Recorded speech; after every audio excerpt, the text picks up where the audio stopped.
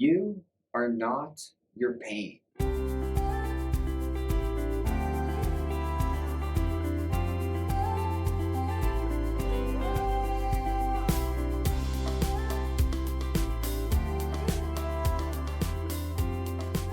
Hi everyone, welcome back to the channel.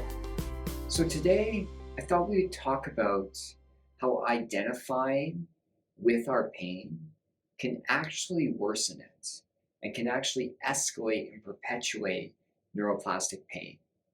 And so I see this a lot, and I remember doing this because when you're in chronic pain long enough, what happens is we start to actually identify as we are chronic pain, where it's permanent, it's part of us, it's not going to go away.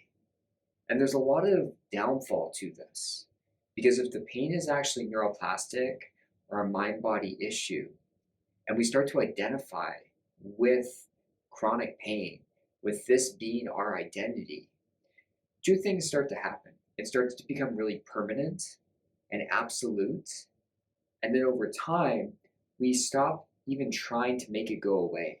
We're almost just trying to manage it. Now, there are issues out there, systemic causes of chronic pain that occur where it is going to be absolute.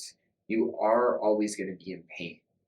But as we know, the majority of chronic pain is probably neuroplastic or a mind-body issue. And so if we start to believe that, this is absolute, it's never going away, it's permanent, then the brain just expects to produce pain. Because when the brain expects pain, it will produce pain. So if we start to believe that it's never going to go away, and that's our belief, and it becomes our identity, then the brain will not know to stop producing it in any way. And so this is why identifying with your pain can be really tricky and cause a lot of problems. And I relate to it. If this is happening to you, I remember I was in pain for 4 years, and closer to the end of those 4 years, I definitely just thought, this is what life is going to be like. Now, for me, this caused a wave of anxiety and depression and despair around it all, because I just figured I'm never going to be able to use my body the way I want. And this is never going to go away. And so now I just am someone with chronic pain. It became part of my identity. But we want to separate this, because neuroplastic pain is not your identity. It is a symptom. And think about it in this way. Neuroplastic pain or mind-body concerns is a symptom of our brain and nervous system feeling in emotional danger. It's a symptom of perfectionism or people-pleasing, or putting too much pressure on ourselves, or a symptom of stressful events that have occurred throughout our life, or us resisting our emotions. It's a symptom of all of these things. And when we think about it in that way, we start to externalize it. We start to separate from it. And then we can actually start to use some of this work, this really meaningful, useful work in terms of the mind-body community, to start to treat, the underlying cause, which is our emotional states and the fact that the brain has learned it better over time. And if we can focus on those two areas, the symptom of pain, again, I'm separating it even as I talk about it, starts to fade off. That's what we're working towards. But if we can start to treat the underlying cause, which is fear in all its many different forms, right?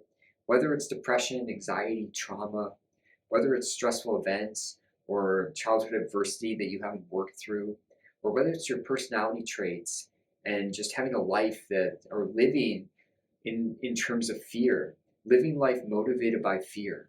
All of these things are causing the symptom of pain. When our brain and nervous system feels dysregulated, it feels in danger, it finds ways to protect us. And one of these can be pain, and it can also be other symptoms like fatigue, or tinnitus, or dizziness I see sometimes. And all of these symptoms are just that. They're just symptoms. And so today, separate from it. One thing I used to do when I was first recovering, and this idea comes from Dr. Schubiner, I've heard him talk about this before, is giving your pain a silly name. naming it something silly. At the time when I was recovering, I would call my pain Fred. And I would almost have these conversations with Fred when Fred would start to pop up, right? In all its many forms, whether it was my back or my shoulders. I would joke around with Fred. I'd be like, Fred, here you are again. I know I'm getting stressed out today. Or, I'm getting fearful about Fred again. And there was this conversation where I was externalizing it. I was separating it from me and making it kind of silly and fun.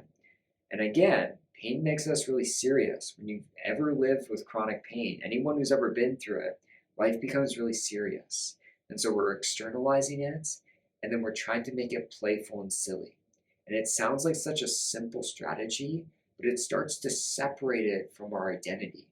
And it also opens up that little gap of hope that one day we can unlearn neuroplastic pain or mind body issues, and pain won't even be there. The symptom will be gone, and you'll still be you, right?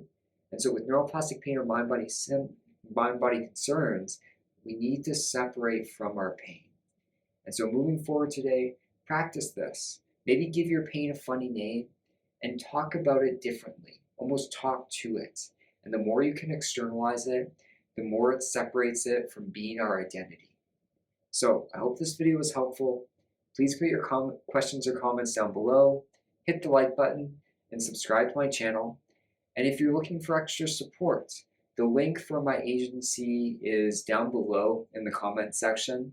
So you can check that out and check out our website. We have lots of good content on there as well. And I will see you all next time. Take care.